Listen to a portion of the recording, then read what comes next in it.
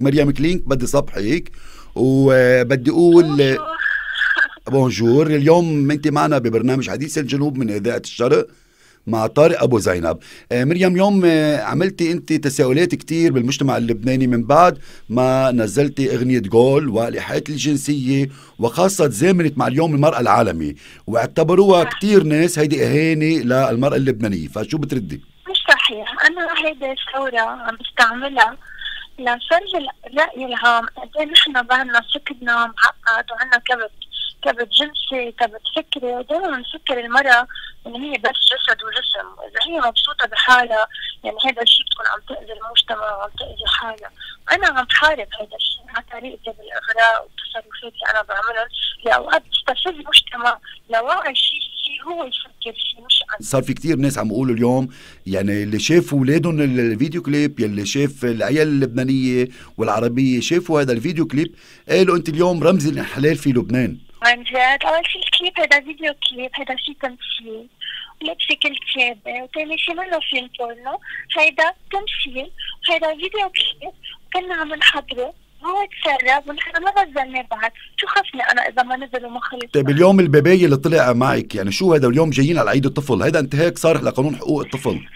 ليك انا سؤال استفزازي ما برد عليه. لا مش استفزازي، كلينيك، بس اليوم بدنا نعرف شو الخبرية. اول شيء بترجع بتقول اسمي كلينك. كلينك مش مشكلة، كلينيك كلينك كله واحد.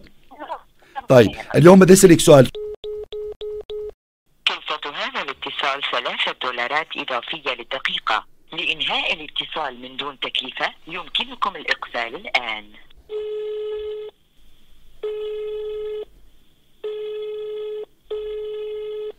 يعني للأسف رجعنا اتصلنا على كلينك، سكرت الخط، اعتبرت نفسها انه استفزت، يعني هي بتستفز اللبنانيين، وخاصة نحن بشهر عيد الأم وعيد الطفل ما في مشكل، هي فيها تستفز وفيها تعمل انتهاك صارح لحقوق الطفل، عادي ما في مشكل، فيها تشوه الفن بلبنان، عادي ما في مشكل، واذا حدا بده يحكي معها وبده يواجهها بالحقيقه بتعتبر انه استفزت. مزبوط. قدر برنامج حديث الجنوب، وخاصه نحن ببساطه نحن ما كان بدنا شيء من كلينك، يعني كان بدنا نعرف الحقيقه انه شو عم تساوي، يعني ليش عملت هيك. برنامج حديث الجنوب بموضوعيه اتصلنا بالفنان جد خليفي.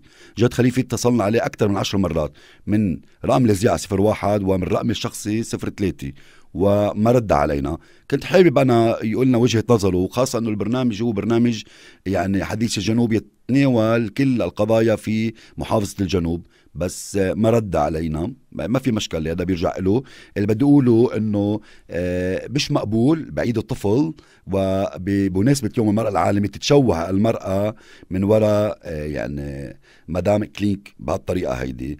برنامج حديث الجنوب كشف استفزاز كمان، وكيف ما بتتحمل ولا كلمة وعدم احترامها للإعلاميين ولا الصحافي بلبنان. معكم أنا طارق أبو زينب، رح بس خاص هيدا التصريح على راديو أورينت قلبي وصيدا أونلاين. وكمان بدي أقول شيء، أنه بدي أشكر وزير الإعلام الأستاذ ملحم رياشي من كل قلبي، لأنه يعني عن جد أخذ قرار صائب بموضوع أغنية جول.